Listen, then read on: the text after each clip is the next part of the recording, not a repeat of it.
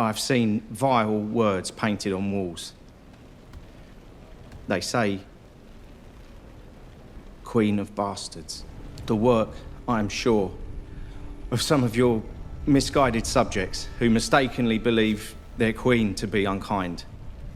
Welcome, everybody, to A Cast of Kings, a decoding TV podcast about the HBO original series House of the Dragon.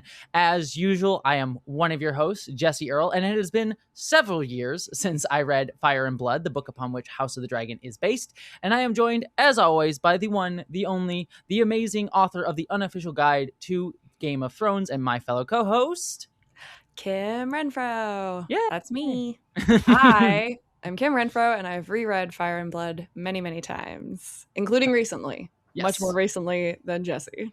And I swear, it's not because I'm lazy. It's because it makes a fun dynamic for this podcast. But speaking of dynamics for this podcast, we are very lucky today because we have what I'm going to call a very special guest, even though he is the one, the only regular co-host of this show, David Chen. Good to have you with us. Yeah. So good to be here, folks. It's been so awesome to see what you two have been doing with the podcast in my absence. I did just want to explain, I think we talked about it a little bit in our bonus episode before the podcast began the season, that I was in the process of moving back from Portugal to the United States right when House of the Dragon Season 3 premiered. And then almost immediately after that, I got very violently ill, which you can hear me when I'm on the other podcasts. Like I'm talking and I sound terrible. And so it just would have been horrible for me to maintain an additional podcast in addition to all the other podcasts that I was already doing. But literally, this is the first day I've been back that I felt somewhat normal. And so I'm so excited to be here to talk about Season 3, Episode 4 of House of the Dragon with two experts. It's quite a thrill. Yeah, we're so happy to have you. Woo! Yeah, we're very, very excited. I know personally I have been wanting to hear your thoughts on this season. We've texted a little bit about it, but I've been like, I want to know what you think, because I know we quite often, I'll text you thoughts on TV shows and movies that I've seen. So it's always nice to discuss with you. And we're both really glad that you're feeling better and that you're back. Hell yeah. Yay. Yeah. Well, as David so wonderfully stated, we are going to be talking about Season 3, Episode 4 today of House of the Dragon, titled Tumbleton, which was written by David Hancock, who wrote 2 episodes of Season 2, including most notably The Red Sewing, which was the penultimate episode of last season. And then this episode was directed by Claire Kilner, who directed numerous episodes, including the last 2 episodes of the season. So she has definitely been directing this block of episodes this year. But going from that, if you want to support shows like A Cast of Kings, and become a paid subscriber at decodingtv.com to get ad-free episodes of the show, as well as our bonus episodes where we talk about the differences between the show and the book, if you want to get that. Also, as per usual, if you want to give feedback on the podcast or have one of your comments possibly read on it by Kim or myself, please send it to acastofkings@gmail.com. And finally, please consider subscribing to watch video versions of this podcast, as well as the main Decoding TV podcast over at youtube.com at Decoding TV, where you get to see our lovely faces and David Chen's lovely face as well, where you get to see him being returned to the show and all of that fun stuff. And with all of that said, let us jump right into our general spoiler-free thoughts on this show. And I want to give a quick chance to you, David, because you haven't been here for the season so far. What are your overall thoughts on the season as a whole going into this? Yeah, and I do just want to mention, by the way, because a couple people have asked, it's so great to be here today, and I anticipate I will be able to be back for 1 or 2 more episodes this season. But it is the Jessie and Kim show, and I'm thrilled to watch it / listen to it every week for this season of House of the Dragon. But in terms of this season of House of the Dragon, I have to say this season has been pretty excellent. And in particular, I think the first 3 episodes were amazing. And not only were they amazing, but they were 3 very, very different modes of episodes, right? Episode 1, obviously this huge battle. Episode 2 obviously had this incredible climax of a real mixed bag with Rhenyera taking the throne. And, maybe that, did she really want that? Because it turns out it comes with some trade-offs. And then episode 3 is something that I don't recall ever seeing from the show before, where it's all told from Rhaenyra's perspective. Ramin Djawadi putting in some incredible work in that episode that's like just takes his already excellent work for the show to another level. The claustrophobic perspective, the filmmaking of, hey, we're just following this character's decisions. I don't remember the show being this focused on Allison's decision making, by the way. But anyway, whatever, we can put that aside. And then episode 4, which I would say this is the most, I think, like, quote unquote classical Game of Thrones style episode, where it's people scheming and putting pieces in place for whatever their next gambit is going to be. So we've had 4 episodes, and they're all quite different from each other. And I think that is just really, really impressive. I think the season has been awesome so far. And as I discussed with Patrick Klepek on the main Decoding TV podcast, it's easy for me to imagine an alternate universe where this season 2 ended with episodes 1 and or 2 of this season. And that would have been like, that would have sent people out in such a different mood. You know what I mean? Like, it would have been so triumphal, people coming out of season 2, as opposed to just like, that was it. You know, a lot of people, I think, felt, including myself, felt like that was it. And that was the end of season 2. Yeah. But they were clearly like, I don't know how conscious they were of this, but I think they, to me, it feels like, all right, season 2 kind of didn't really pay off, like, but we really need to be bringing our A game, and they are doing that with pretty much every episode this season so far. So I've been loving it and really enjoying your analyses as well. Yeah. Well, I it's been interesting this season on that note, because I do think, again, this is my conspiracy theory brain, but I do remember reading somewhere at the end of season 2, they lost 2 episodes because it got cut down from 10 to 8. And then the writer's strike happened, so they couldn't change anything of the episodes, or at least as much of the episodes that they wanted to. So I still have the conspiracy theory that episodes 1 and 2 of this season were meant to be the penultimate episodes of last season. It would have been phenomenal. It would have been so sick. It would have been so sick to end with that, you know? But Alas.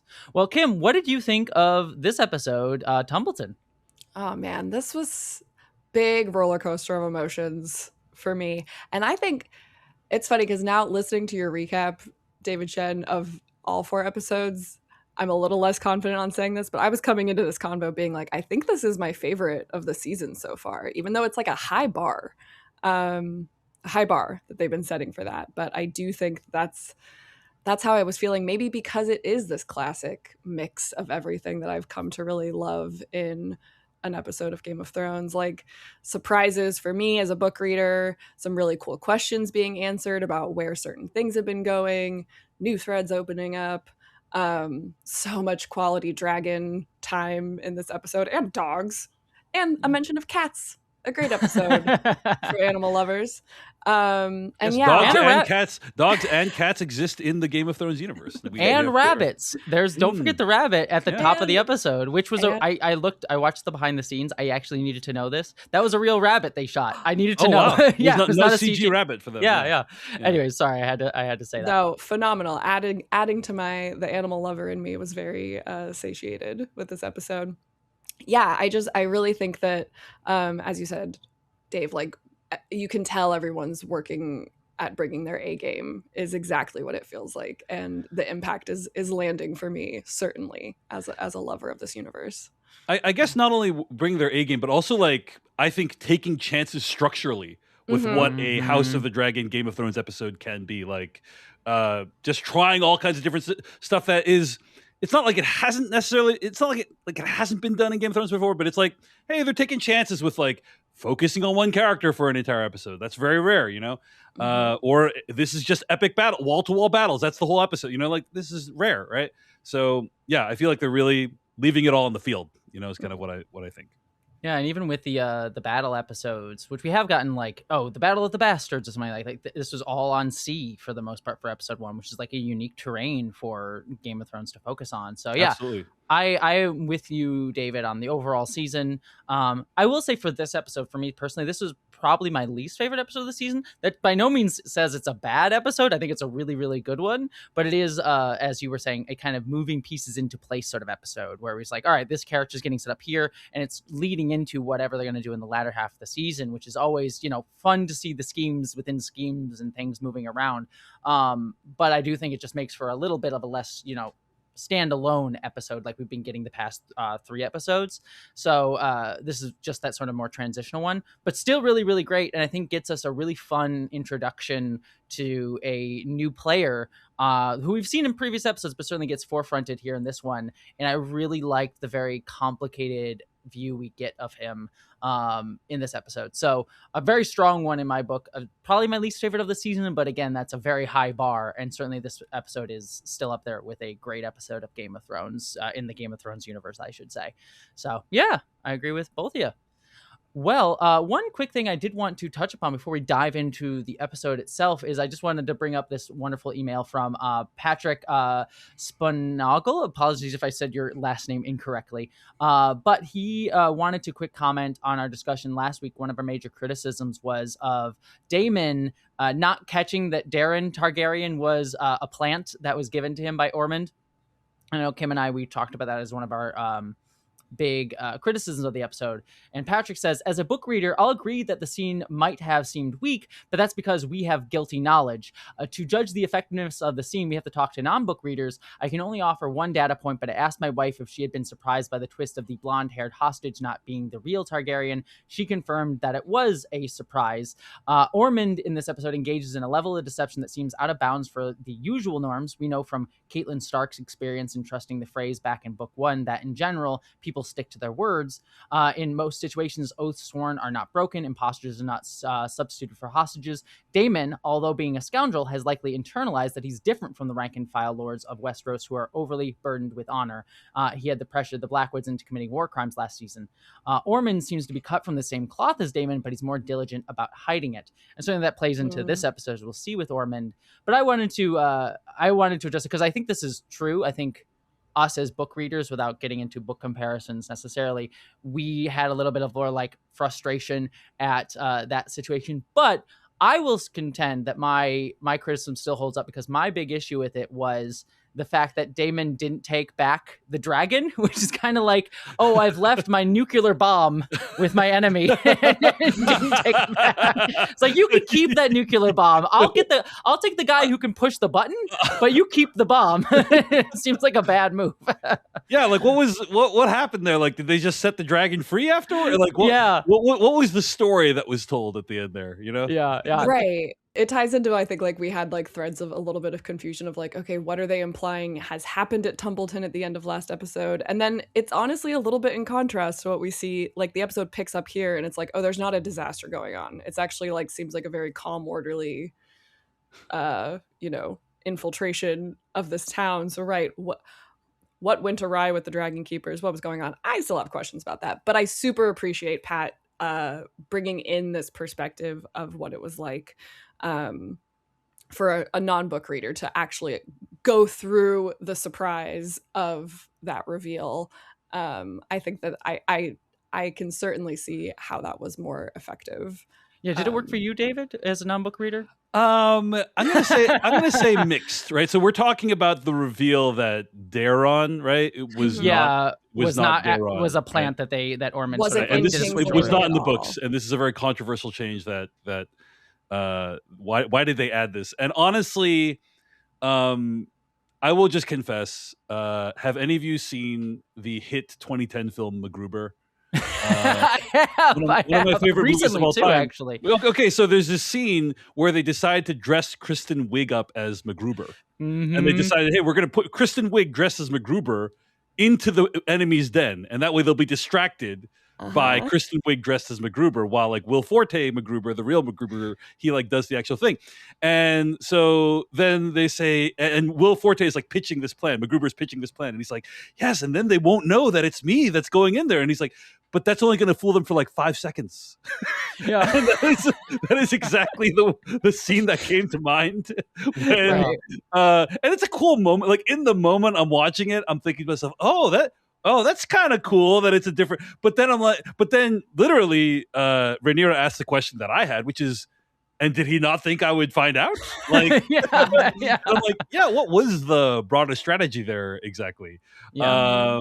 And it turns out it did fool her for like 2 days, a day, and I guess that's what they needed. Maybe like that helped them a lot, perhaps. but also, yes, you've already pointed out the inconsistency with like leaving the dragon as well, and so pretty dicey. So I'll say from a filmmaking perspective, cool moment in the show. From an overall storyline plot perspective, I don't think they did enough work to make this be like, oh wow, what a cool moment in the show. So those are, I'm probably more on your side despite not being a book reader at all. So yeah. Well, I also made sure we had the other perspective. Also, it's just very funny because I think you were talking on another podcast about MacGruber, which is why I watched it. So I love that we were. I thought it was great. It was very fun. It's a very funny movie. Yeah, it is better than the SNL sketches would suggest. Oh, by far. Yeah, so I was really definitely impressed worth checking out. I love that I will check it out. I love that we are becoming MacGruber stans in this show. As Christopher Nolan intended, that's one of his favorite films. So. That is true. I think that's story. what you brought up. True Yeah, story. that's phenomenal. Not a joke. I love that. Well, before we get into the episode proper, I just want to let you all know that we are going to be talking full spoilers about the episode from here on out, but will not spoil anything from the book. But if you do want our thoughts about comparing the book to the show, as I mentioned before, we are doing weekly bonus episodes over on the decodingtv.com feed. So please check out over there and become a paid subscriber if you want those episodes. That being said, let us jump into this episode with Kim's wonderful breakdown.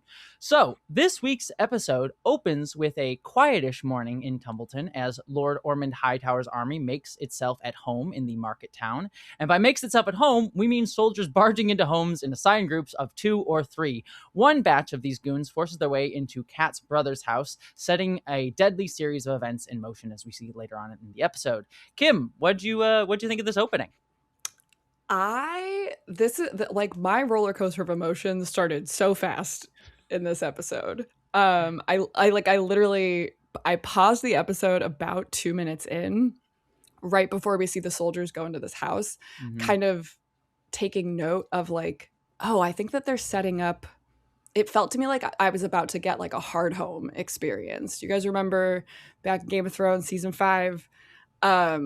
Book readers got really caught off guard with how like there was almost this entirely contained storyline episode at an unusual point in the season, and all that we knew is that it was titled Hard Home, I think. And this was one of the rare times that I started watching an episode of this season of House of the Dragon and I knew the episode title going in. They've been doing the thing where they like don't show it when you first open HBO Max. I think as if it's like potentially spoilery or as if like knowing the theme of the episode might be too much.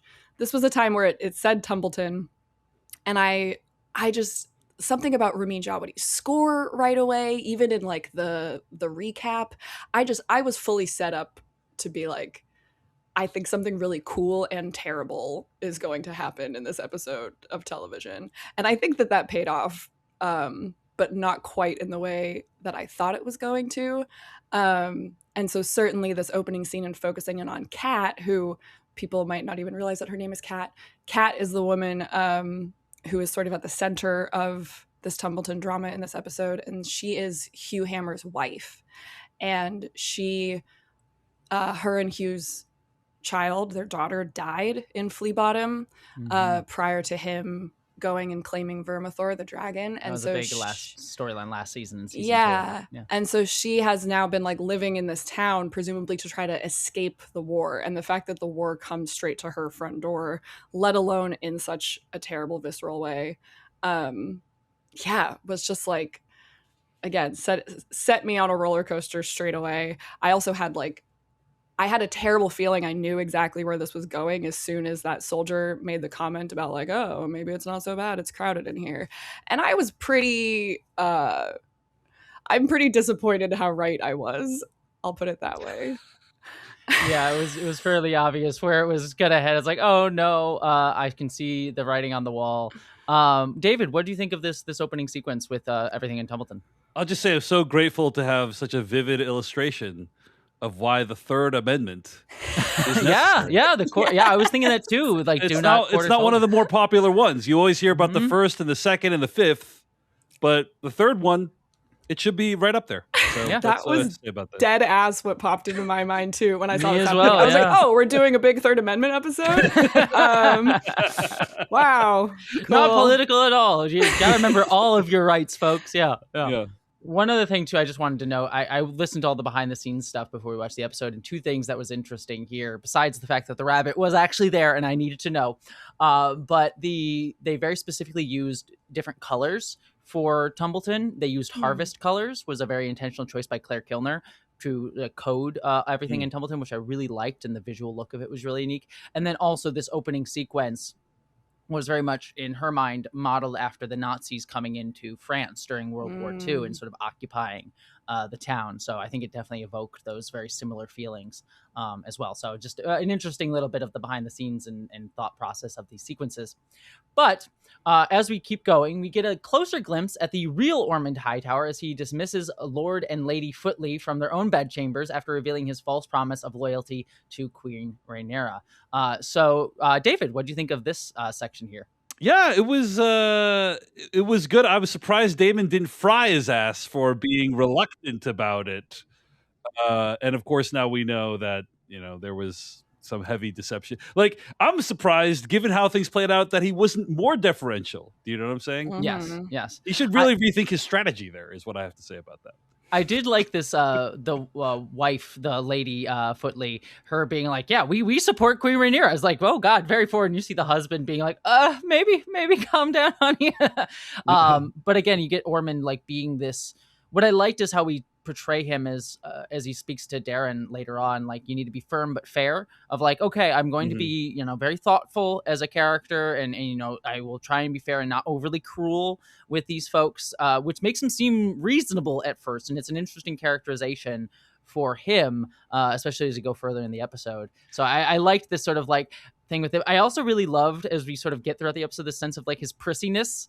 He's cleaning himself in his bath, and I need to like be clean. And also we get like the whole smell thing, as we got hinted at in previous episodes, that Rhaenyra learns too later on. It's like, oh well, he's a prissy little rich boy, which I kind of found fascinating. Well, so. there is this how do I put this extremely bluntly and not necessarily super accurately?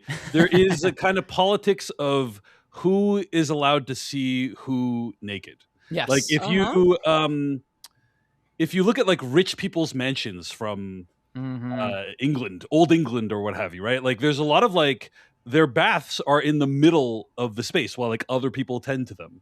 And it's very not performative, but it's very like they're on display. Yes. And so it's like who is allowed to show who's junk. It dictates who has the power in that situation. And it also ties into something that Ormund said too, of like the people beneath you, you have to be firm but fair. And so there's this direct sense of like hierarchy and things like that Ormund has very much ingrained in himself and teaching to Darren. But Kim, I wanted to make sure you get a chance to speak on this section too. Yeah, I mean, I was coming off the scene of the soldier making what felt to me like a clear threat. It was, like Chekhov's rape was on the wall, and I was like sitting here waiting for the other shoe to drop. And to go straight from that into the scene with Ormund, which was like James Norton, I believe is the name of this actor. I recognized him from Little Women. Totally different vibe going on in that movie. Yeah, very much so. But that he has this like charm and like reassurance to him while he is also doing things that are like incredibly like abusive and aimed at making the people around him feel small and powerless underneath his decisions. And so the contradiction that we're constantly seeing between what Ormund says he is doing in all of these interactions versus what he is actually doing, it was very stark. But yes, I was very drawn in right away to the dynamic that's happening here. Because again, like we've seen Ormund in the past episodes, all dressed up and in front of his army and kind of in official capacity. So to see sort of like the real man behind the scenes here was fascinating. And then, of course, we go straight into seeing Darren. And similarly, like I just thought that like all of the performances from these men were so finely tuned into being very like both like reactive off of one another and bringing in these again like these like contradictions and like paradoxes between how the Hightowers see themselves, especially in contrast to the Targaryens versus like the actual savagery or crudeness that they engage in, just in a more duplicitous way. Yeah, I did really like us getting to see Darren here as well. I want to save a little bit more discussion about him for a little bit later on, because there'll be a good moment to talk about that slightly later. But one actor too that you noted here in the notes that I also noted was John Roxton, who is an actor played by actor Joplin Sibtain, and he was in the background of a couple previous episodes. And I kept being like, why do I recognize him? I just kept seeing him over and over again. And I finally looked it up. He's Brasso in Star Wars Andor, if anyone watches that show. And I was like, That's right. oh, that's who he is. Great actor, great part in that show. But do you want to Kim, just give us a little background on this guy without going? We'll talk more about his role in the books in our bonus episode, but just want to get a quick explanation of who this mostly silent guy is in these scenes. Yeah, I mean, he's like a really steadfast ally to the Hightowers throughout this conflict, as you can see. And I really, again, like the setup that they have between Roxton is very deferential to Darren, like calls him my prince, like is very acknowledging that, like, on some level Darren is the higher authority, or like is from the most noble trough. Is that the word that came up last time? I love trough as it's just a word to use.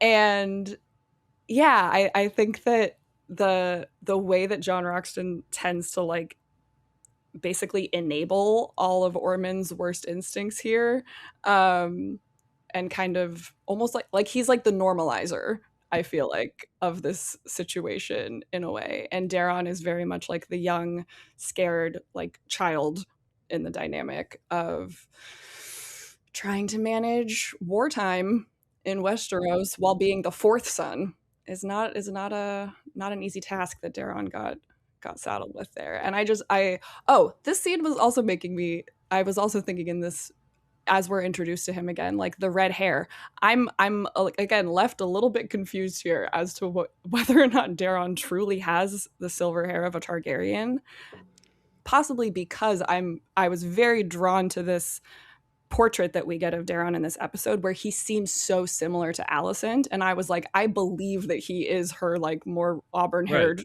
child, but yet I'm like, no, maybe this is like double layers of symbolism that I'm getting here. No, I think he was meant to deceive Rhaenyra. There's no way Alicent would not recognize her own kid, right? So like, it doesn't matter what his hair is at this point. As for Darren's natural hair, your guess is as good as mine, but it seems authentic to me what we see in the episode. Yeah, that's what I was thinking as well. Yeah, but yeah, I think. It's interesting that they held back showing Darren until this point in the show, right? Because like they've mentioned him, and then they only show him now. That's just kind of, like she does remark that he's her like favorite kid because he's not a terrible person. Although who knows how long that's going to last? Yes, so. Yeah. As we get and I'll just to jump ahead to that scene, we can jump back a second ago, but we have Rhaenyra goes to the Godswood to get more information from Alicent about Ormund and Darren. And she says, Lord Ormund considered himself a scholar when they were younger, collecting tapestries and writing songs while despising the ignorant and uncouth. Very classic Hightower hoity-toityness and sense of superiority. But the most telling details we receive are that Gwaine once thought Ormund was cruel, and Alicent believes him to be acting as Darren's father figure. And we also get a little reference here where Rhaenyra learns of Ormund's affinity for or aversion to smells, which is a sort of common trait we see him displaying throughout this episode and previous ones. But yeah, I really liked this sequence because, again, I like this moment where Alicent and Rhaenyra are having these great discussions between the two of them and kind of going into again, Rhaenyra kind of having an advisor with Alicent and kind of trusting on that friendship a little bit more, but obviously that tension occurring between the two of them and connecting over motherhood. As we know, it's not overtly said, but Rhaenyra sent her own children away across the sea, and Alicent also having done the same. And this great discussion with Alicent about, I wanted to try and protect my kids, protect my one kid after seeing everything that happened with my other children who turned out to be giant jerks. And so this interesting discussion there, but then also with Ormund, again, as we'll later see, also being a very cruel figure. as Gwaine noted himself, and how that also might have affected his upbringing and how that affected Darren growing up, as we'll talk about in a moment. But any thoughts on this quick little scene? We can jump back to the previous one, but since we were kind of on it here. Yeah, I mean, I love that Rhaenyra asks the question, like, did it pain you to have to send your child away? I think that in that moment, Rhaenyra is being kind of impatient with Alicent up until that point, and then that's when like they sort of settle into like, oh, we're gonna have like an actual connected conversation.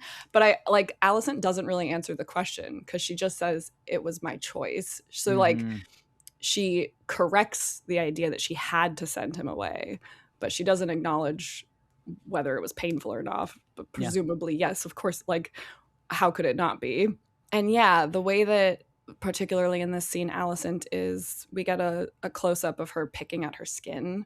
Again, you can tell that the subject, like you can tell that this subject and that just the state of her life at the moment is kind of bringing up these anxieties that we saw her experience really heavily when she was a kid. Back when, I remember it was like around the episode when Otto is effectively sending her to be Viserys's future bride. You know, she's picking at her skin a lot, and he like tries to, you know, tamp it down, which again feels to me like we're getting this picture of the Hightowers, and this specific way that they try to present cleanliness or dignity or outward appearances, but that it's incredibly surface level, that they're not very worried about like this sort of internal rot that might be going on underneath. And instead there's a lot of projection going on towards the Targaryens in that realm, which might be fair in some ways. You know, I'm not here to say that Targaryens are not without their own foibles. Exactly. Well, one of the things that it does remind me of, and it'll become a textual conversation a little bit later, is the religious aspect of the Hightowers that gets brought up in this episode, of how tied they are to religion. And I always think of, when we think of very heavily religious households and families, how much they repress without getting too deeply into it. I remember my family was Roman Catholic, and there's a lot of like, oh, don't talk about these subjects, don't talk about like, you know, sex or any of these things, we don't discuss it, it's very taboo. And a similar thing here of like, oh, if you're self-harming, just shove it down, bury it down, don't talk about it. And as we see with Ormund too later on, not well handled ways and healthy ways to handle violence and aggression coming out in very, very terrible ways, especially if you are seen as a privileged person who's allowed to do that to other people. So I like that as sort of like not overt, but undercurrent sort of tie into these characters of the religious sort of like tamping down aspect of their family. Well, jumping back a little bit, meanwhile, a few scenes earlier, Ormond had successfully gotten into Rhaenyra's head. She's ruminating in the small council chamber over what games he's playing. Massaria and Orwyle look concerned as Rhaenyra says maybe he's luring her into burning down the town, so people will call her Maegor returned. But they're all debating on limited information. Perhaps Ormond himself is the only one who knows the whole truth of his seditious plot to raise Darren to the Iron Throne. So, David, any thoughts on this sequence? I think that the show is doing a great job of, number one, illustrating how difficult it is to rule, and number two, how difficult it is to conduct warfare when all you have are humans and the equivalent of nuclear weapons and nothing in between. Yes. Yeah, very much so. Yeah. Right. So it's like they can do the dragons, but that'll just torch everyone and destroy. Or they can send people in, and a lot of people will die, but nothing in between. They basically. Yeah. And so it's a challenge, and I like that the show is illuminating that. Kim, anything to say here? What I love about this episode and last week's is that it makes me like Google words. Like, I love when I have to like double check that I understand the definition of words. I love when Game of Thrones, you know, enhances my vocabulary. Rondel was the one that got me in this one, where I was like, Rhaenyra says like he might as well have put a big rondel on his chest, and I was like, in my mind I was like, okay, that means like target or something, but I went to go look it up. And I believe, in fact, what she's referring to is like a specific type of game wheel. And so this was just one of many times in the episode where the literal symbolism of a Game of Thrones happening was coming up again. And I like the way that the show is is laying out how Rhaenyra has such limited information, in part because she's so behind on, right, like having a small council, on making up for the losses that she's accrued, especially over, like, it's been a pretty short period of time that a lot of stuff has gone down. I think it's only been a matter of like a few weeks that most of the events of season 2 and now season 3 have unfolded. And yeah, you know, we get a lot of meditation on whether, you know, the person with the sword wields the most power, the person with a crown on their head wields the most power. Like, these themes have been present all throughout Game of Thrones and now these spin-off shows. And this was an episode where I was like, oh, information is power here. Who knows the truth of what is going on, and who knows which plots are afoot, is the only way to have the upper hand. And unfortunately, Rhaenyra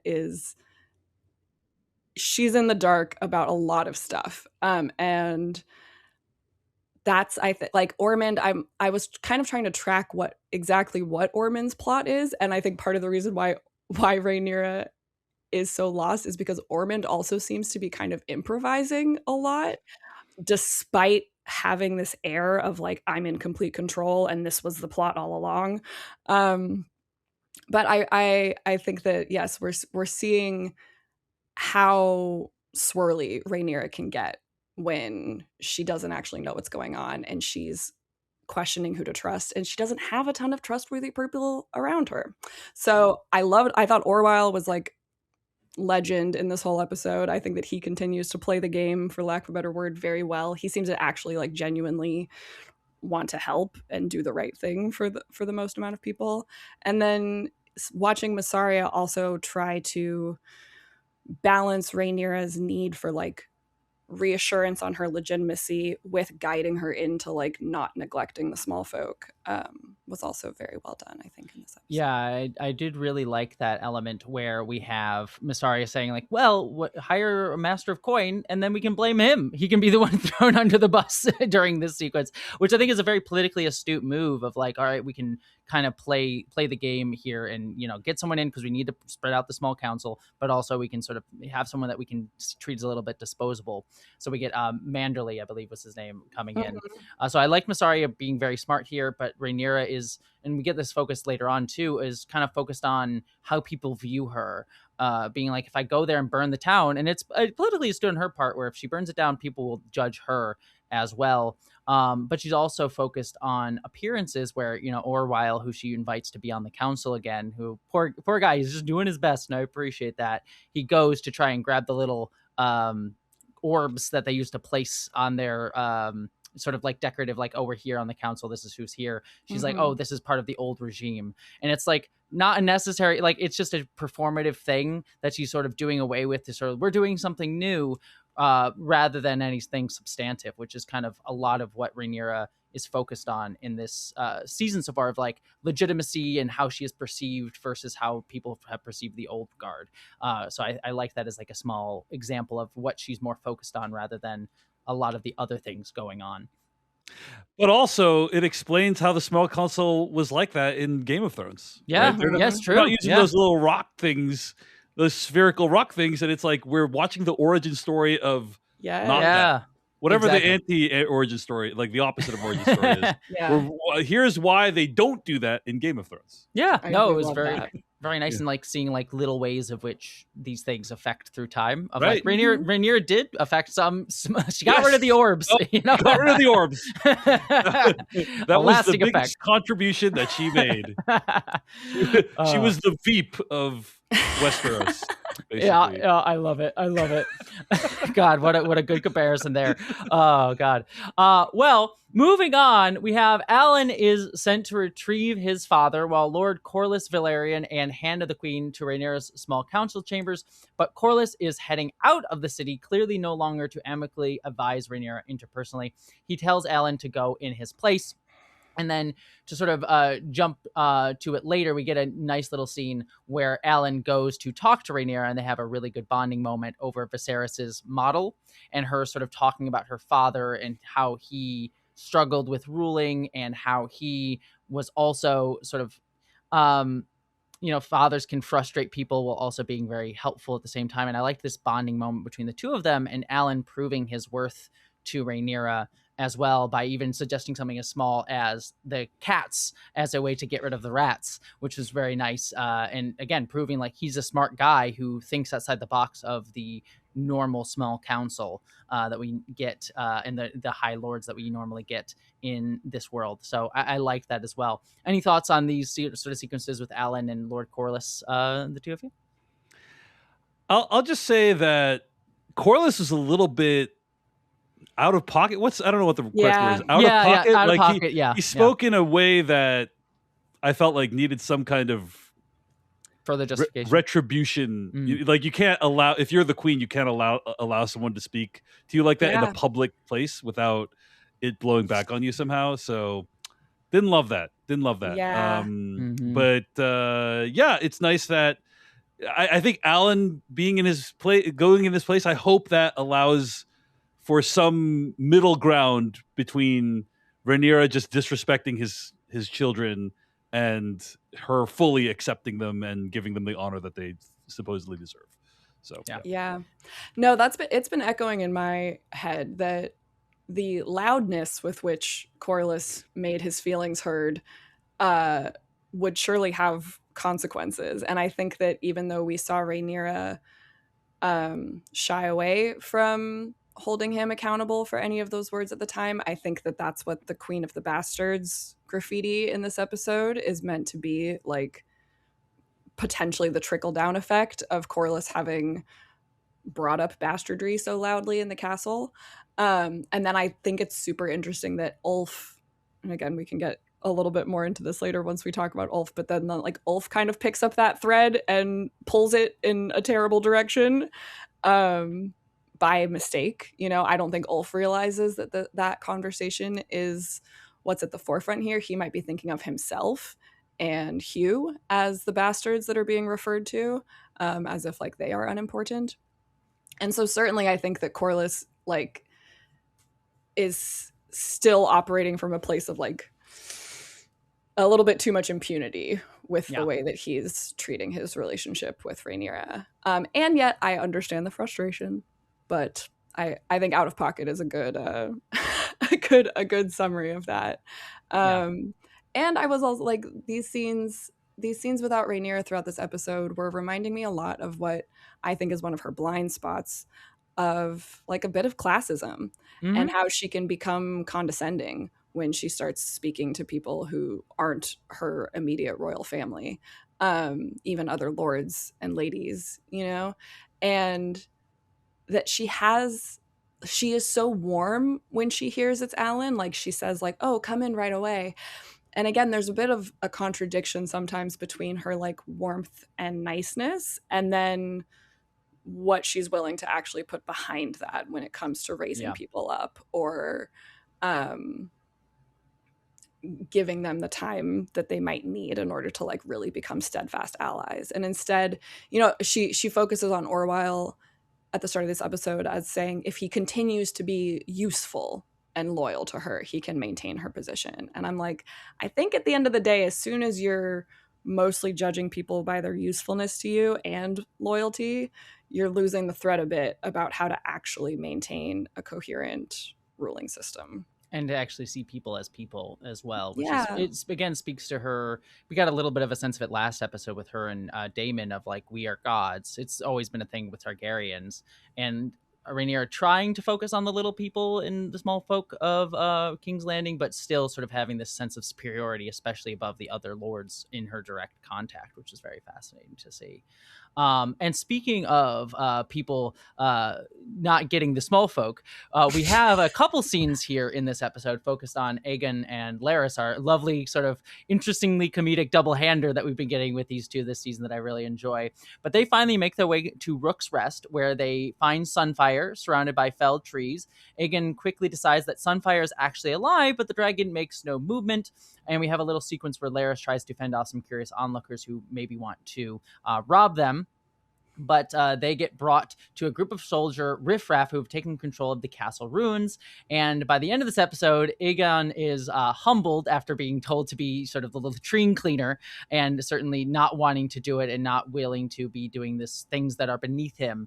And sort of going up to the Lord of Rook's Rest, quote unquote Lord, the person who's sort of in charge of it, and demanding he be treated as the king that he believes himself to be, but is forced to kiss the boots, the very nasty looking, let's just say probably filled with dirt and fecal matter boots of this guy. It was very gross, and I'm glad we didn't linger too long on it because it kind of cut away pretty quickly.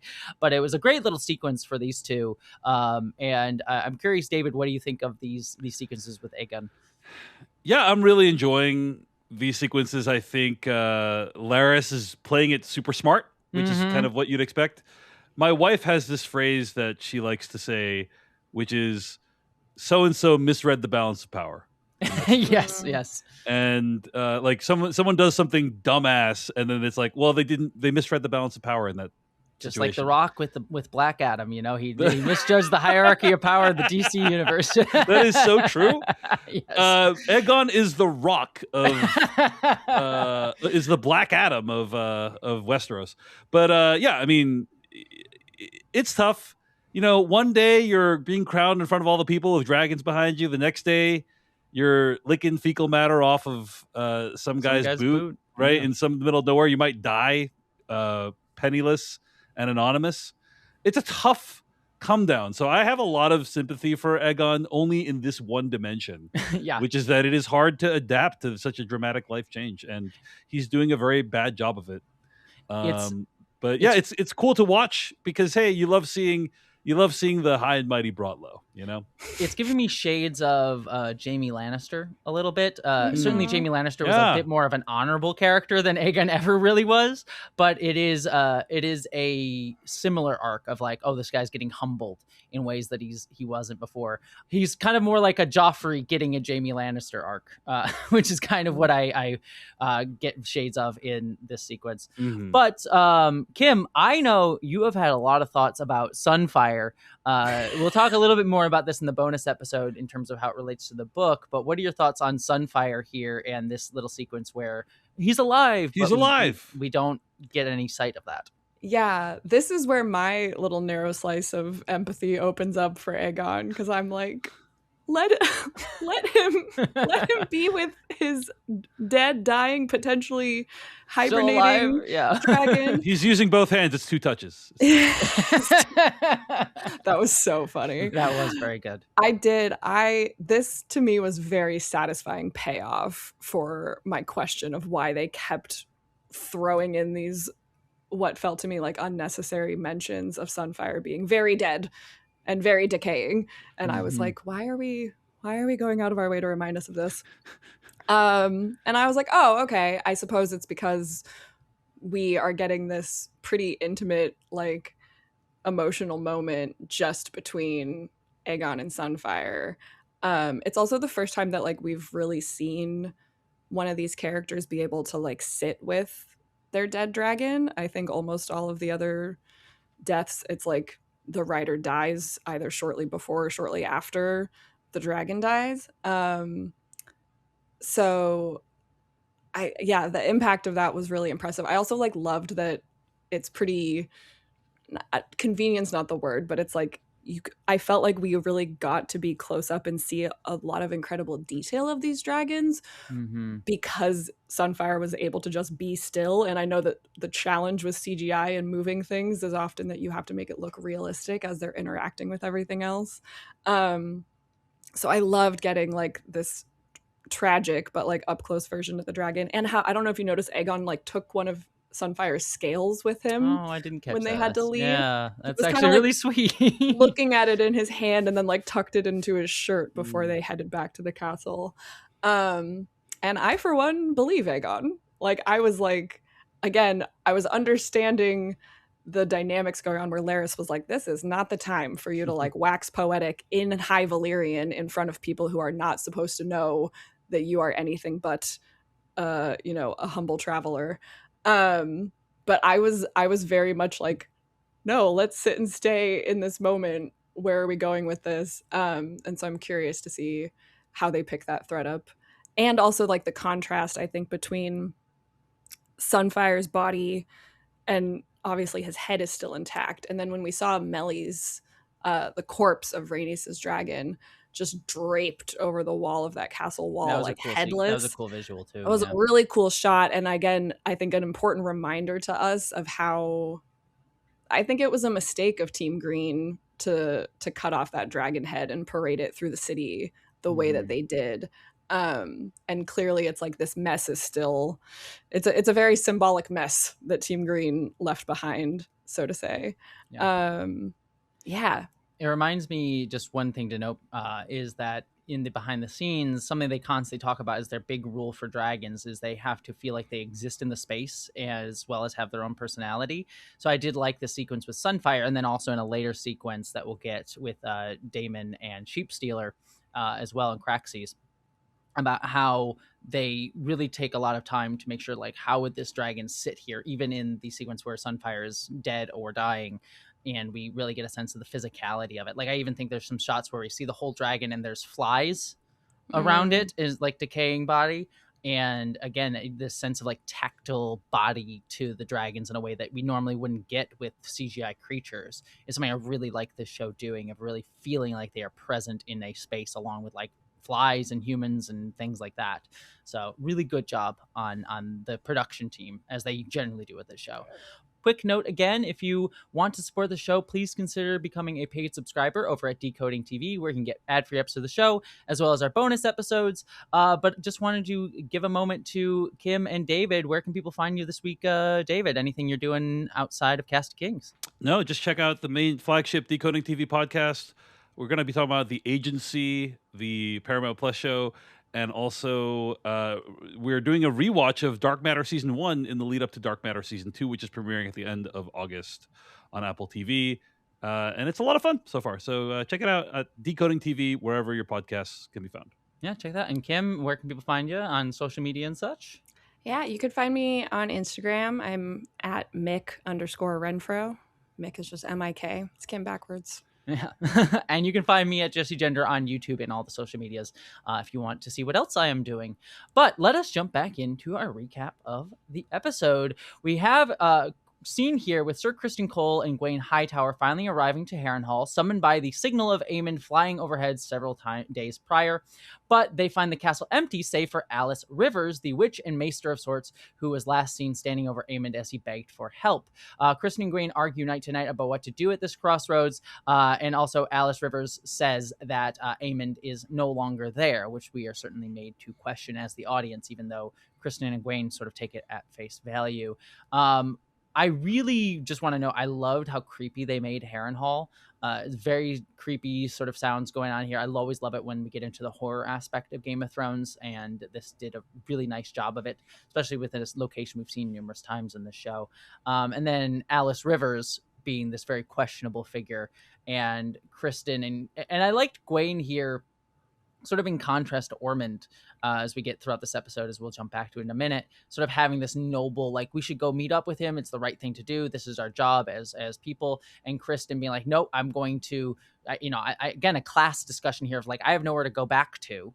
I've always been this sort of lowborn guy. So you people can like end this war and you'll be fine overall. But if Rhaenyra wins this, I'm screwed. So I'm going to try and stay here, make a name for myself, and sort of prevent people from coming up. So really fun sort of stuff here. But Kim, what did you think of this sequence? I loved, again, all of these entry shots as they made their way into Harrenhal were really cool.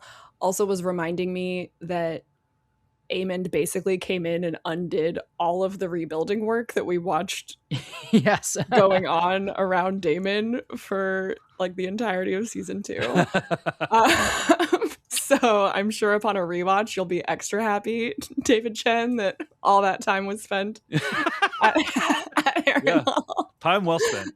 Time well spent. But it gets at the sort of the cycle of it all. And this was another scene where I was really seeing these themes come through a new pair of characters to be debating about this Game of Thrones and how you win or you die. Gwaine in this case is saying the game is played and it's lost. So, you know, he does indeed seem to kind of want to try to get back to his feather bed and a regular sort of order to life. And what Kristen is pointing out is that the order of life that exists for a majority of people in Westeros under this wheel of successors is that they're all getting crushed and no one is actually looking out for their interests. And so, you know, Kristen, I'm glad that this character has sort of taken on this more like disillusioned, nihilistic voice. And there is this interesting continued undercurrent to his motivation being like a hatred and resentment over Rhaenyra. Like he cannot handle Rhaenyra being in charge. Or he specifically like says, there's no home for someone like me, not while Rhaenyra is on the throne, not while a Targaryen's on the throne. Like he still seems to be kind of targeting his ire at her. It reminds me too of like this constant discussion that the show has of we've certainly talked a lot about in previous episodes about patriarchy and sexism, but how that intermingles with class in a very fascinating way of like clearly Kristen Cole is correct in his feeling of like, oh, I don't have this sort of feathered bed to go back to that you all have, and also is correct in how Rhaenyra will probably go after him because of his role in all of this. But as we know from season 1, part of his resentment is a level of sexism, like she didn't want to be with me, and so it's that level of like resentment that some of these sort of ingrained patriarchal guys sort of get towards women, but then it tying into like, yeah, Rhaenyra is an upper class woman who has power over him as well. So those dynamics sort of intermingling and all of this too, that is really fascinating. But David, anything that you wanted to add to these sequences? I think all the Kristen Cole stuff and Gwaine stuff is great. But I'm just going to say not loving the whole mystical powers thing. Like, where the hell is any of this going? I hope that we don't find out in like an episode 7 or 8 with like reanimated corpse of Aemon shows up at the door and some stupid things happen. Like, you know, because the last we saw of him, Alice Rivers kind of made him pass out with some interesting powers, basically, right?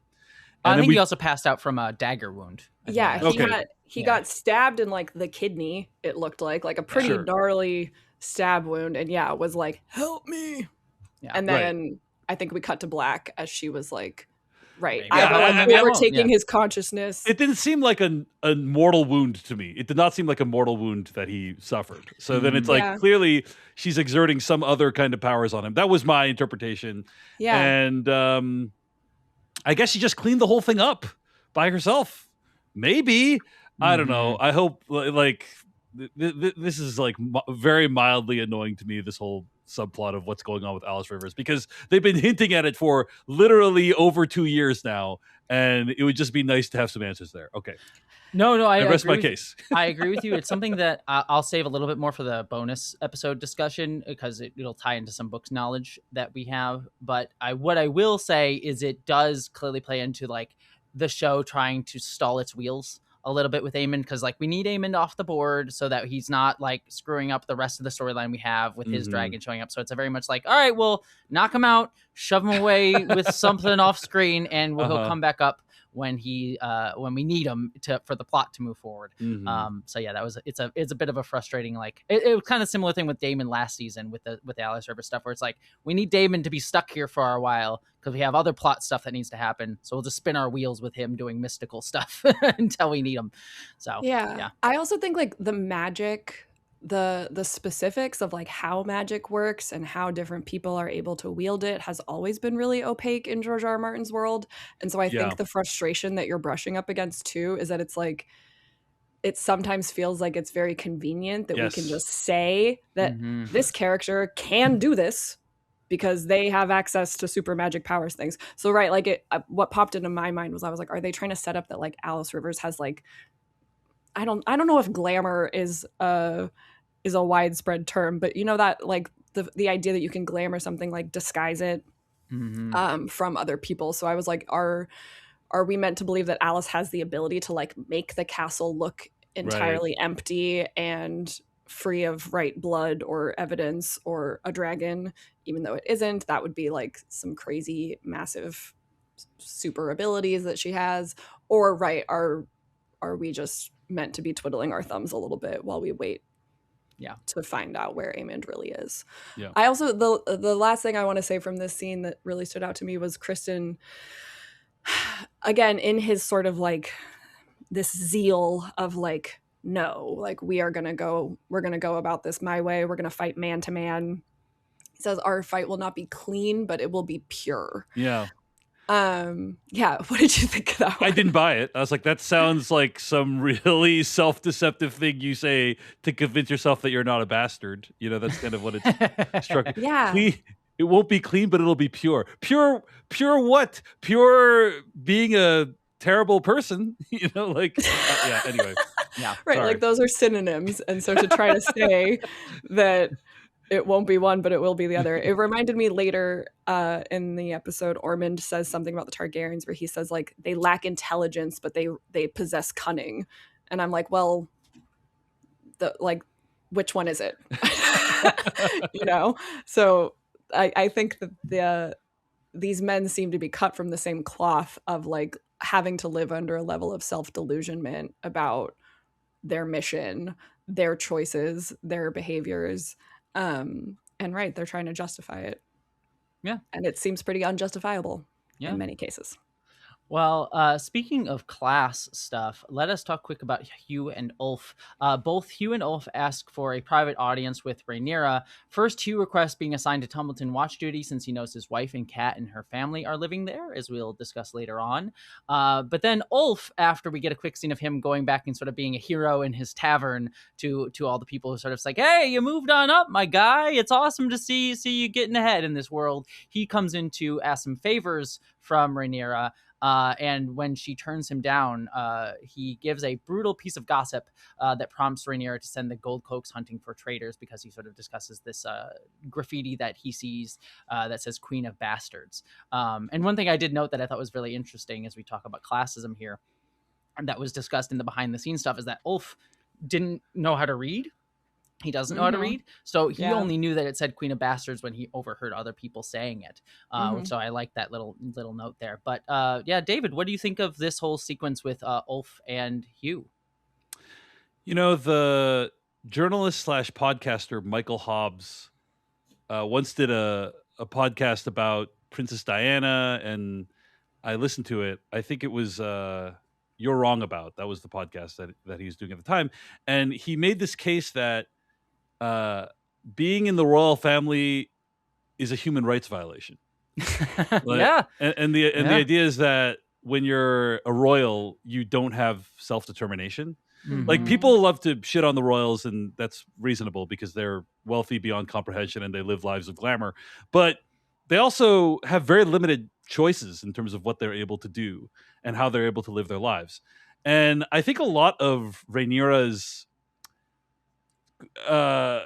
blundering in these last few episodes can really be chalked up to she just hasn't seen very much of the world. Like, she's making a lot of decisions that someone would make if they didn't understand human nature or hadn't seen much of the world, which she hasn't. Yeah. Just because, you know, of the nature of her existence. And so it's unfortunate that she doesn't understand, like, the life that she lives is very, very, very different than the life of a commoner or small folk. And it's basically unrecognizable to them. It's I'm curious to see how painfully she's going to have to learn that lesson as the show goes on. But I think we see the start of it, or the beginnings of it, in these last few episodes. Yeah, one thing that kind of struck me as very interesting, especially with Ulf's scene here, was how she didn't respect him in any regard of like, oh yeah, you coming in and ask me favors, like, screw you, like, do your job, get back in line, you're not to go and do these things. And you see the resentment that Ulf gets in these moments, and I really feel for Ulf a lot, actually. I'm like fully on Ulf's side of like, you know, I'm giving my life to you, doing all these things, and I'm asking for some small things, and this should be an easy win for Rhaenyra to get him on her side of like, yeah, I'll do these small things for you, I'll save your friends, whatever. But her reaction is like, no, you're supposed to do what I want you to do. And it's this sense of superiority and again hierarchy that she has over him, that she doesn't see him as a human being that she needs to give like respect to. And I think that that's like, you see that like hurt that Ulf has of like, he sees Rhaenyra as a human, I think, and like he actually humanizes her and sort of, while he understands that she's his queen, he does see her as a person that he can kind of talk to, and she doesn't respond to that in kind. And I love his response of, and I love the way the actor plays this, of he sort of is like, well, I've heard that they call you Queen of Bastards, but I don't know, I don't put any stock of that, but they say that, and he's honestly kind of saying it kindly of like, yeah, I hear this, and they're saying that because they think you're an unkind leader. And he's saying, like, you're being unkind to me without so much saying it. And he's saying it in a way that he can kind of get away with it. And it's actually very smart. And Rhaenyra's reaction to that isn't like, oh, I've been unkind to Ulf. It's to, I need to crack down even harder on the small folk. And it again speaks to that sort of ingrained, like, I need to put my own self and my own reputation above anything else that, you know, is going to continually is biting her in the ass in all of these storylines and all of the mistakes that she makes. About her reputations, even with like Corlys Velaryon and his kids as well. So all of that stuff I found to be super fascinating in those regards. But Kim, anything else you want to add to all of this? No, I agree entirely. And I think that you can see how Rhaenyra is still kind of operating in survival mode, or like in like a fog of, what was it that she said last episode? I am awash in dilemmas and deficiencies. And I was like, yeah, that hasn't changed for her, even though things feel a little more calm. And again, part of that's the directing of this episode, that we're not fully in her perspective. We still get little hints of it throughout this episode, though, of her being unsettled, of, you know, the sound going a little bit mute around her. And yeah, I think she seemed most rattled in this moment after Ulf drops this information that, you know, that people, and I think he kind of accidentally embellishes it a little more, which I find interesting, because again, when we look back at the scene where he overheard someone explaining the graffiti, the guy saying that even said, yeah, but that's just some, like, you know, resentful Hightowers who have already lost a war. Like, in fact, the on the ground information he thinks he's giving her might not be accurate, but she is, or is pertinent, but she is so sensitive in this moment to any threat to her legitimacy that she reacts incredibly strongly. And I think, makes the mistake of sending the gold cloaks. You know, when you watch it, she doesn't say like, go bring me their heads, or go, you know, go shut down all of those people. But I think it's an example of her, not realizing the gold cloak's true methods of rooting out things like this, again, because she's been sheltered and hasn't seen as much up close day-to-day life, I would say, in both Flea Bottom and the rest of King's Landing. I like it. It absolutely feels like a blunder, and I thought that the scene was really beautifully staged to give us the emotional reasoning behind that, both for Ulf and for Rhaenyra in this little mini confrontation. Yeah. Well, moving on, we have a really interesting sequence where Daemon arrives in the Vale and speaks with Lady Jane Eyre about her allegiance and debt to Queen Rhaenyra. Also, just want a quick note, this was in the behind the scenes. They rebuilt the eerie set from Game of Thrones Season 1 for this sequence, completely rebuilt it from the ground up, and you get the moon door and all of that fun stuff there. So that was really cool to see. But Jane scoffs at the implication she owes anything further, but agrees to send gold for the royal treasury. As Daemon goes to fly back to King's Landing, his dragon Craxes instead careens off to a mountain cave and reveals Rhaena hiding with Sheepstealer. The father-daughter reunion is tense, cathartic, and painful for both parties. They part under the presumption that Rhaenyra will live in exile for the rest of her life, while Daemon will keep her secret by as we see later on, brutally killing a sheep herder he sees and then dropping the head right in front of Rhaenyra at the small council, which sort of sets Rhaenyra off. But Kim, what did you think of this whole sequence? I love seeing Daemon in this different element. I think the last time we saw him in the Vale was when he killed his wife. Yeah. And this whole season, you are really seeing the way that Daemon has like grown and changed, and I think become much more politically savvy in some ways. And then in other ways, much more like soft and tender and emotional. And just the way that Matt Smith played Damon's affect entirely changing when he realized that it was Rhaena who was there with Sheepstealer. Also interesting that Daemon didn't even seem that intent on looking for Sheepstealer. Like No, he not at all, had yeah. told Rhaenyra that would be his priority, but as soon as he had the gold, he was like, "Come on, Caraxes, we're going back." And yeah, I'm really getting the impression from Daemon this season that like he has changed for the better in so many ways. He often has, I think, pretty solid schemes or solid intuitions, but it's like it's all too late. You know, like it's too late for him to suddenly bond with Rhaena and make her feel more important to him. Like she's already gone to the most extreme she could have to try to gain his attention and his favor. He might try to be showing up for Rhaenyra and being a proper king consort to her, but again, he's so far down the line of his own ambitions that they're getting out from under him. And this was a good example of that. Again, incredible dragon moments throughout this entire sequence. I loved Caraxes, like all of the movements and the sort of like frenetic energy you could tell was coming off of him that like very much reminded me of like a dog scenting another dog in the area, or being like, "Hey, someone we know is over there. We got to go check it out." Yeah, just really, really cool. What about you? Shows again the dragons have their own personalities and can't always be controlled even by like a seasoned dragon rider by Daemon, which was which was very interesting to see. Yeah, I loved this sequence. I loved Daemon getting a chance to, you know, show off like that he has grown with his kid. I also love the visual of when Rhaena steps out of the cave and we get that visual of her standing in front of the fire. Was a really cool visual to see.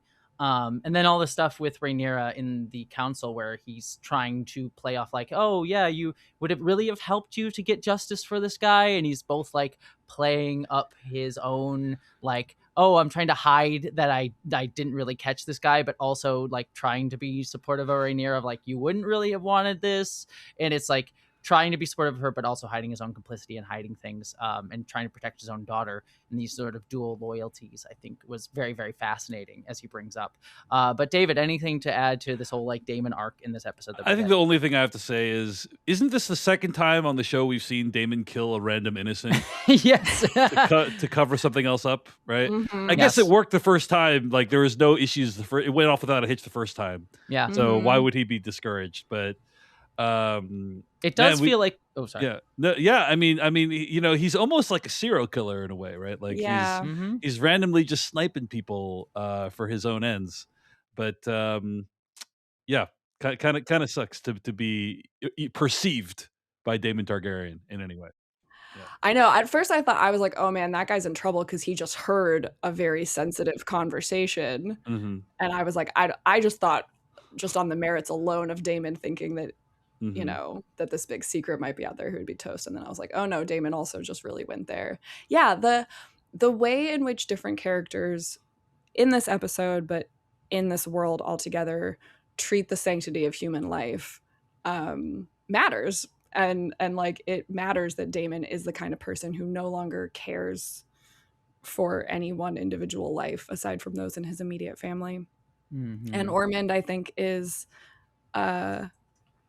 similar, as we see by the end of this episode, that to him, he is above needing to truly be connected with the devastation that a murder brings. I did like that Missaria, it sort of clocks that Daemon's lying, and it does sort of speak to the short-sightedness of Daemon as well, too, of the fact that he thinks this will go off just fine, but it's like, just Sheepstealer needs to get seen with another rider again, which seems like might happen, and all of this falls apart.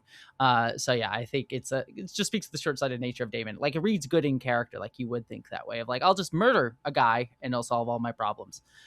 I also, like, it was really believable to me, the entire exchange he was having of like trying to find a way out of this situation, of being like, if you go back now, like just go to Pentos now, you know, Like I fully believed Daemon was trying to undo the tragedy and figured his sort of best way out, but I really don't think that there was a best way out of that scenario. Yeah. Short of Rhaena truly taking accountability for what she had done, but I also understand Rhaena not trusting that her admission would be received well.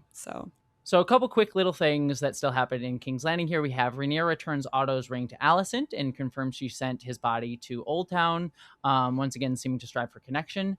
And then when they're alone together, Alicent appears to realize that Helena has a growing pregnancy, which is certainly going to be a complicated thing for everything going on there. And then we have a quick little scene too that we already alluded to, but just to mention it, is Rhaenyra quick goes and sees Orwyle, and they talk about sort of the connection of the faith to the Hightowers. And while the faith has a lot of connection to the Hightowers, they certainly have their own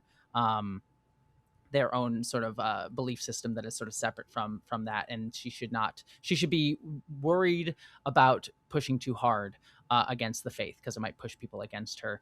And also we sort of learned that there wasn't a lot of conversation back from Ormund to folks in the Red Keep.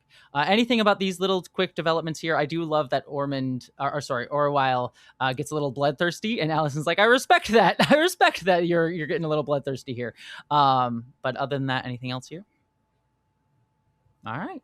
Well, then the last section of our discussion is going to be basically all dealing with everything going on in Tumbleton and with Ormund Hightower and Darren. So back in Tumbleton, Kat returns to her brother's house with groceries. The senior-most soldiers start molesting her in plain view of everybody, and a fight breaks out, basically, as you said, Chekhov's rape scene, which was great. I say sarcastically. Kat's sister-in-law shoves the soldier off. He breaks her arm, and then Kat's brother then hits the soldier, and everything spirals. Somehow Kat's family gets the Footleys involved, and the matter is brought before Ormund, who sort of does the will punish the soldier and I believe the people. And it seems to, again, be a fair ruler that he is trying to be and trying to teach Darren to be, as we get him sort of offhandedly sort of talking to Darren and giving him advice here. Any thoughts on this, David? Well, I'm just going to say, you got me again, Game of Thrones, right? Because I thought to myself, oh, he's going to rule in favor of the soldier. And then he doesn't. And he orders the soldier gelded. And the soldier's like, I have a wife. And I'm like, you should have thought of that before you tried to do it. And so I'm thinking to myself, wow, actually a good thing happened in this show. And then, of course, nope. By the end of the episode, it's basically undone. I'm like, did the soldier even get punished? I don't even know. But and even though it's happened like 85 times where I'm thinking, oh well, maybe something good will happen. Nope. I still was like, maybe something good happened, and then no, they got me again. You still got it, House of the Dragon. That's my reaction. Yeah. So, Kim, any thoughts? Yeah, I mean, same, but I guess more pissed off. Yeah. Like, yeah, on the one hand, I fully understand that this just is the show that we're watching, that apparently within this universe, if you want to watch these stories unfold, you should be prepared to watch what I think is disproportionate amount of sexual assault happen on screen. I guess disproportionate what? Just unnecessary, I suppose. And not to say that I don't think that like the subject of assault can't be discussed, but I think like for me, I continue to come back to just feeling like I do not need to see the details from multiple angles of hands being put on bodies, of awful sounds being put into my ears. And then, yeah, the salt in the wound of it was like, I honestly, like when they cut off the actual altercation scene with Kat's brother being hit over the head. And I was shocked to realize that they were bringing all of those characters in front of Ormund for some sort of like flash trial. Like, right. It was like my stomach literally dropped again, because I was like, there's no way that this is going to end well for these people. Like, I didn't believe it. And even the resolution as it was happening in that moment, felt felt too good to be true. And yeah, obviously turns out to be. Yeah. Yes. And I'm really struggling with that choice to put like such a clear, just like corruption and abuse and like death and devastation thing again front and center. This is the 3 out of 4 episodes of this season Have had a sexual assault. Yeah, this is something that I know we've touched upon before, so I don't want to go too deep into it, but it is something that I struggle with, because certainly I think it is worth discussing, especially in a show about like sexism, patriarchy, as we've discussed before, to talk about sexual assault. It's a very real thing that happens, a real thing that happened a lot, especially in past times, certainly happens a lot today still too as well, and worth discussing. But sometimes I do feel like, even going back to the original Game of Thrones with characters like Sansa and the cruelty inflicted upon her as a character, that sometimes the show this universe revels a bit too much in the spectacleizing of these scenes. I think the worst one for me was the treatment of Alicent, I think 2 episodes ago, which it felt like an unnecessary scene that wasn't in the books, was just added to sort of like make us hate this Iron Rod character even more, and really feels like just like, oh, we gotta really like dig in the knife to make to show how cruel this world is, and it feels a bit unnecessary and a bit spectacleizing of these elements, especially when they're kind of used frivolously, like in the first episode of the show, this season, I should say, where we had the officer under Kristen Cole doing a sexual assault.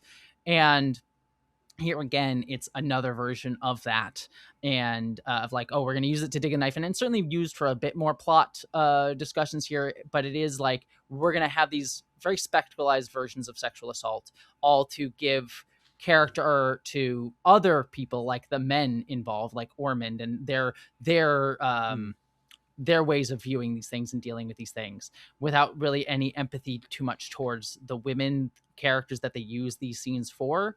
It's just used for other men involved, and then even more cruelty inflicted upon the people that face these sexual assaults. So it's a difficult thing that I always struggle with, because it's like, again, I think sexual assault should and can be discussed, and certainly isn't something that should be avoided being depicted, but I think there are ways to do it that don't over spectacleize, overemphasize, and I think the show sometimes falls on the wrong side of that line for me. So yeah.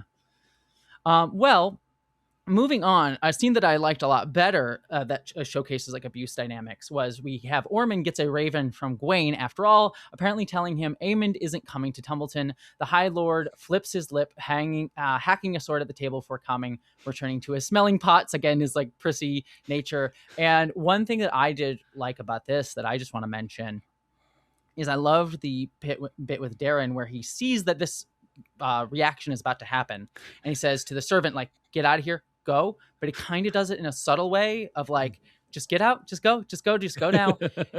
And I thought it was very good, and it again speaks to Ormund and his lack of temper control, because he is this high-born guy and the repression, as I spoke about before, but also again shows like Darren is used to this.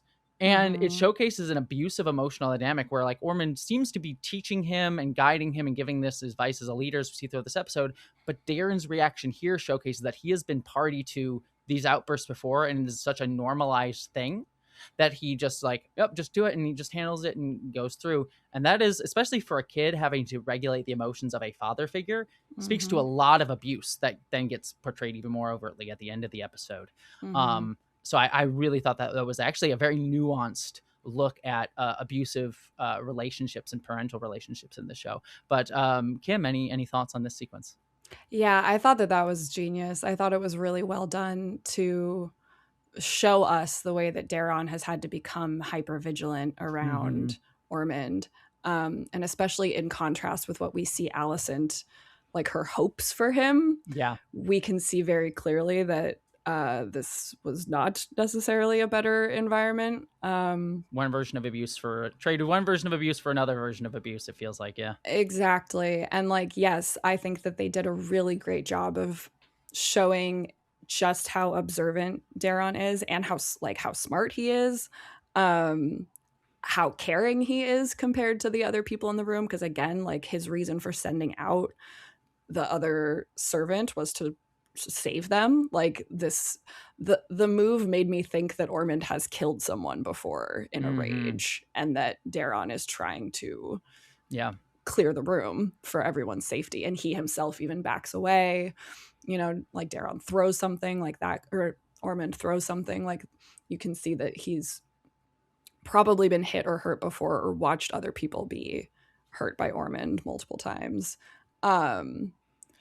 And add to that the way that Daron calls him sire throughout this episode, I thought was also really interesting, distinct from how most lords get referred to as my lord. And so I think that was, again, trying to reinforce for us that Daron really does see Ormund as his only father figure, let alone like his only parental figure, because we know Alicent has not been able to be around. And it's really just sad. Like, my heart was really so quickly with Daron throughout this episode, and me being like, oh no, here's another child I need to feel deeply protective over, or just, I'm watching them get put through the ringer of these really poisonous dynamics. So it was a really great scene with a lot of. And I was like, are those just scenting herbs or stones or something? I also got the sense that there is more of a drug in these little sniffing pots than Ormund is maybe letting on, and that the smelling sensitivity is like a cover for him regulating himself. He's doing some self-medicating, it seems like, in Westeros. Well, I'm kind of curious what you all make of the introduction of Ormund as a character, really, in this episode. I mean, we've seen him in multiple other episodes. I'm not saying this is the first time he's appeared, but to me, this is a pretty cool character. Now, like, because it's hard. They're basically introducing an entire other player into this dynamic that, like, heretofore was just like a hench person. Like, we thought, like, I didn't think they were actually a chess piece on the actual, or controlling a chess piece on the actual board. I thought they were just like some guy that someone else told what to do. And I have to say, overall, I think this is a pretty effective introduction of this character. Like, I think it's like, hey, this is a guy who has some interesting characteristics to it, characteristics to him, and is somewhat complicated. He's not just completely evil. He has a code. And even though it's really messed up and will result in killing and torturing people, probably, like, he's trying to adhere to that code. So I thought this is a pretty good character introduction. You guys already know Ormund as a character. So, like, what do you think of how this show introduced the character of Ormund? Well, we'll talk about it in our bonus episode, because he doesn't have as much characterization in the book, if I recall. Kim can correct me on that. So I actually think they did a really good job fleshing him out, especially as we'll talk about in a second, the final scene that we get in this episode, which I can jump into here. But I really did like this very complicated view we get of him, because, again, prissy nature, he's sort of like, but he seems to be firm but fair, trying to be a good father figure. But then we get these little hints of, like, cruelty with Gwaine, and then his very unregulated emotions that we sort of get here, and how that abuses Daron. And then at the end, this reveal when he has, as I'll talk about in a second, Daron kill a guy in secret. And it's sort of the sense of, again, superiority. We're better than other people. And so it's like, I know how to play the political game of, like, looking good to the lowborns and in front of people who like I need to look good in front of. But also I will reveal my hand and be like, I think we're superior. Hightowers are the best. We are even more, like, ordained by the faith in some way. And it again speaks to this sort of like very conservative mindset. I think lowercase c conservative, in terms of not like our political dynamics today, but the sense of, like, we're the status quo, we're the people who deserve this, we're ingrained in, like, the fabric of this world and country in ways that the Targaryens themselves are not, as these sort of invaders coming in, as he sort of alludes to. And I think that's it paints a very complicated but very self-important and undisciplined in terms of, like, understanding his highborn place, but in terms of undisciplined in terms of being a mature adult and leader, I think, in a very fascinating way. I think he's a realistic and very complicated character that we get displayed in one episode, especially in his relationship with Daron. I totally agree that, yeah, Ormund is one of the players in this section of Fire and Blood that doesn't get a ton of, like, detailed characterization, not a lot of one-on-one conversation exchanges. So this entire episode did feel to me like really kind of blowing open a new avenue of the story here in a way that I'm really excited to see play out more, and that I definitely kind of underestimated. Like when I heard that, like, yeah, Darren's coming, yeah, oh, we've cast Ormund, I was like, cool. But right, I didn't have very high expectations for gaining any sort of attachment to these characters. And I think that in this one episode, for them to have really crystallized who these people are in a way that feels very believable and rich was phenomenal. Yeah. Well, just to kind of touch upon that, to cover in our recap here, in the final scene of the episode, Hugh and Vermithor arrive to stand watch outside of Tumbleton, but he doesn't realize the horror already unfolding within.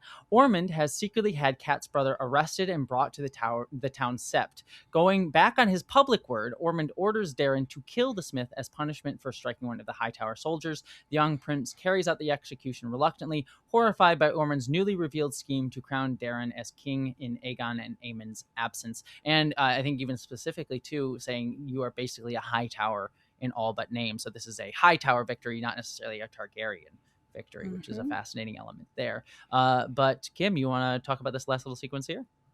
Yeah, I mean, gosh, even just the drama of them staging this in the sept, like the symbolism of Ormund, like really trying to embody this church space as if that makes this entire unfolding chain of events, like, again, more clean or pure. Like, I'm like, oh, Kristen would love this guy. They really need to just team up. But I thought that seeing Darren again, like opening this shot with him sort of like closely nuzzling his dragon as if it's like a dog or a pet, you kind of get the sense that Tessarion is like a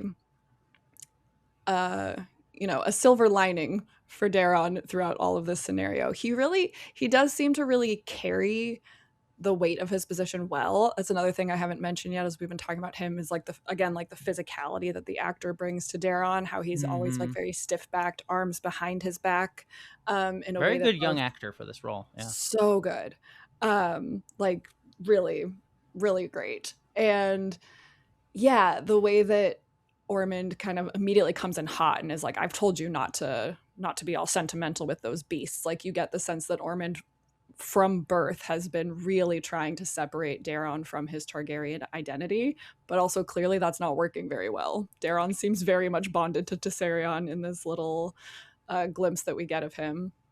And yeah, I really believed Darren's horror at finding out that his father figure had no intention of being a good, loyal lord to the crown, but in fact had like these usurping tendencies. And also, I think that this is it's so cool that within one episode we can kind of both understand Darren and Ormund's dynamic and see it break.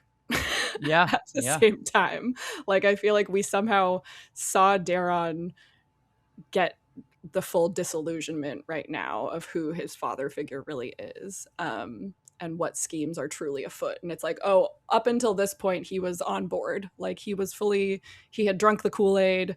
He was in on it. He really believed in the mission. And yeah, this scene really made it seem as though that all just became a lot more tenuous and fracturable, because Darren seems to have the good-heartedness to see that what he's being asked to do is wrong, and then he does it anyways, which was like, yeah, just again, this is the world that we're in, isn't it? Like, it is. It's something I've been writing about. I've been working on a piece for my own channel about abuser dynamics, and one of the things that often happens with abusers is they make you complicit in their abuse, and so like this is Ormund forcing Darren to kill another man, even though against his will, and now he's complicit in this act, and sort of like Darren now is more, just by seeming accountability, more seemingly having to be bought in on what Ormund wants to do. And that's part of his abuse dynamic of like, I'm going to make you do what I want you to do by making you feel like you are complicit in my violence. And that certainly is what plays out here. and it's a very, again, common abuse tactic. And the way they portray Ormund as an abuser in this episode, I think, is very nuanced and very thoughtful, and how it ties into the larger political machinations as well, and the sense of superiority with his character, I think, is really well thought out. But David, any thoughts on this final sequence? With No, that was beautifully said, and I don't know that I can add that. It's a very effective introduction, and I'm very curious just how prominent this character's role is going to be going forward. So he's a very fascinating display of this character that we got this episode. But that does mean we have officially reached the end of the episode. So I just want to hand it over to you two. Do you two have any final thoughts on this? David, any final thoughts on the episode overall? No, I would say that. Well, yes, a couple. No, but Not yes, no. Yes, I do. not no. But I would say that this is like I said, I would say this is a fairly standard episode of the show, and therefore still very good. I'd probably give it like an 8 out of 10 or something like that. But I think the first 3 episodes had some like mind blowing, wow, I can't believe that happened on the show moments. This episode was still just very good. It's like very solid. But not like to the heights of those episodes, I would say. But still had a great time and loved hearing you two share your insights about it. Yeah, Kim, any final thoughts? Really, that this episode made me very excited to go back and rewatch, I would say, like the last 8 episodes all in succession. Like, I have yet to do that since season 3 has been premiering here, but as David was talking about at the top of our show, I think that once we can experience like the momentum of this story going through like the final 2 episodes of last season into these 4, it's like just a phenomenal run of television is what it's feeling like to me. And I agree with you both on this. This was a really solid episode, not 10 out of 10, but I think it speaks to the high quality of the rest of the episodes, not the anything to do with this episode's quality, that this one sort of stands out against those two. Is a little bit lesser, but still very, very good. And again, portrays as a very complicated, nuanced villain, while also, I think, deepening some of our other characters' ingrained issues, problems, and pathos, as we've got with like Rhenyera and other characters. So again, very, very solid.